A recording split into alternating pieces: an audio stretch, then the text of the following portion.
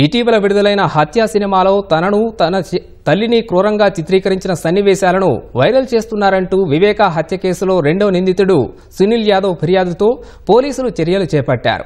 మొత్తం 5గురిపై కేసు నమోదు చేసి ఒకరిని అరెస్ట్ చేశారు. వైసీపీ నేతలకు వీర విధేయుడిగా ఉన్న సునీల్ యాదవ్ జైలు నుంచి బయటకు వచ్చిన తర్వాత వారికే వ్యతిరేకంగా గలం విప్పుతున్నారు.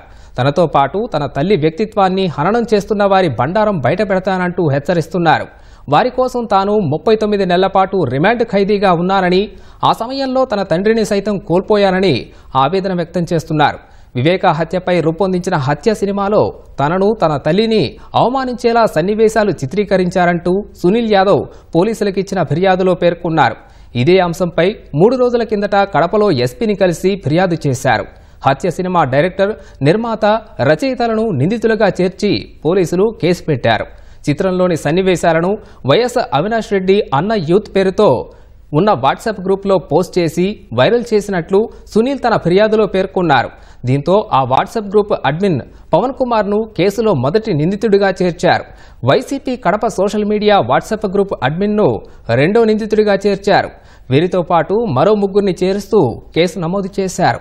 ఈ క్రమంలో పవన్ కుమార్ను పోలీసులు శనివారం మధ్యాహ్నం అదుపులోకి తీసుకుని కడప సైబర్ క్రైమ్ స్టేషన్లో విచారించిన అనంతరం పులివెందుల తరలించారు.